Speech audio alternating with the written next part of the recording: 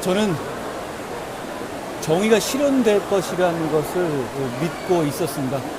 결국 더디지만 정의는 실현될 것이고, 그렇지만 결국 최종적으로는 선고가 아니라 우리의 선거로 이재명 대표를 이길 겁니다.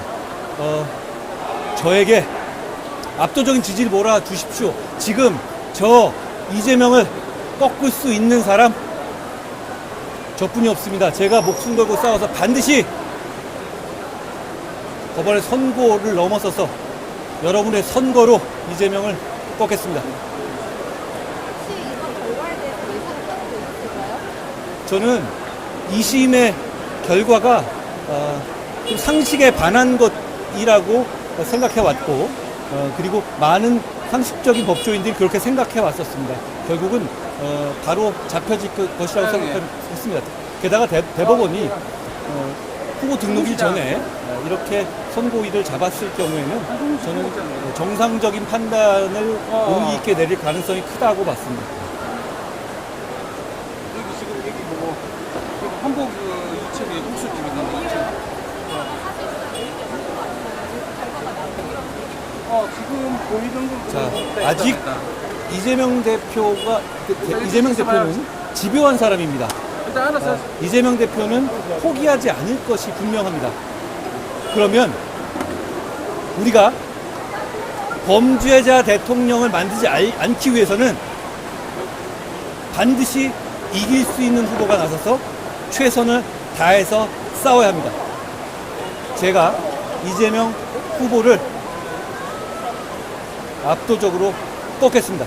그럴 수 있는 상황이고, 많은 국민들께서 실망하시고 절망하시는 시간이 있었지만 그 시간은 이제 지나갔습니다. 이제 법원은 법원의 할 일을 했고, 우리가 우리의 할 일을 해야 될 때입니다. 제가 이재명을 꺾겠습니다. 요즘에는 파기환송심 선고도 바꿔야 하고, 그리고 그 형량도 중요하지 않습니까? 그 형량과 그 선고 시점은 언제쯤으로 예상을 하고 계십니까? 일단 100만 원만 넘으면 되는 것이거든요.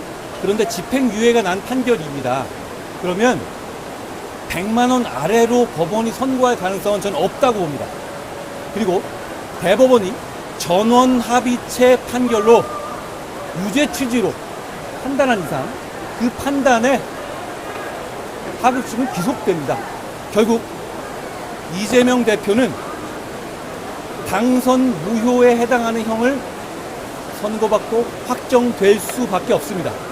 물론 이재명 대표의 그간 살아온 인생이나 정치 과정을 볼 때 그로 인한 사회적인 혼란 같은 것은 아랑곳하지 않고 그대로 출마를 강행할 가능성이 높습니다.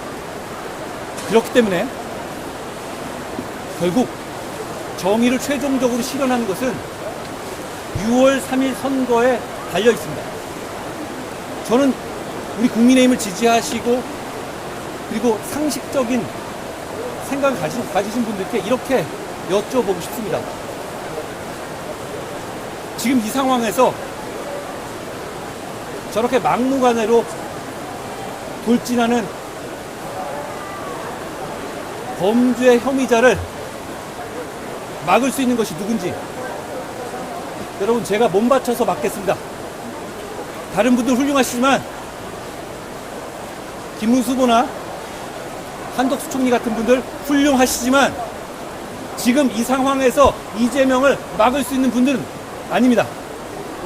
제가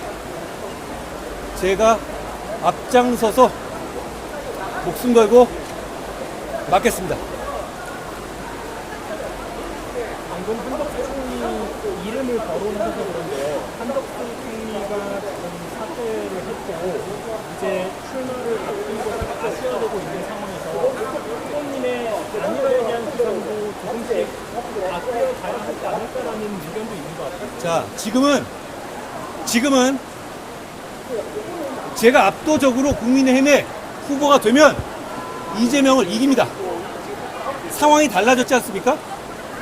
지금 이재명을 옆에 두고 누가 토론으로 압살하고 누가 저 범죄 혐의들을 까발리고 누가 정의를 선고가 아니라 선고로서 실현할지 자명합니다.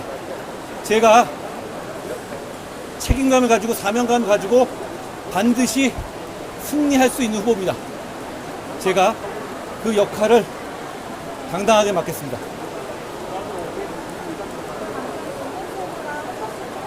하지만 이 상황에서 이재명을 막을 수 없다 이런 말씀을 하셨는데 어떤 취지로 말씀을 하셨는지 많은 국민들이 아실 겁니다.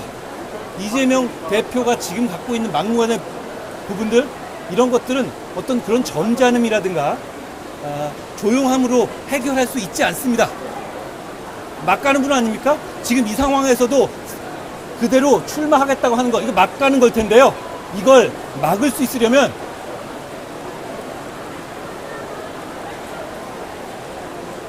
누가 나서야 될지 자명합니다. 게다가 이번 사건 자체는 제가 민주당의 검수완박 시도를 무력하기 위해서 검수원복 시행령을 만들었기 때문에 수사가 가능했던 사안입니다. 결국 이 문제를 제가 결자 해지하겠다는 말씀을 드립니다.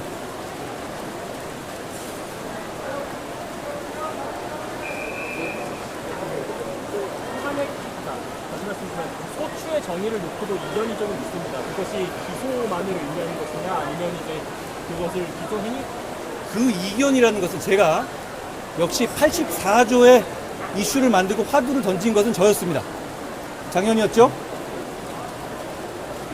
84조에 관해서 사실상 논란은 없습니다.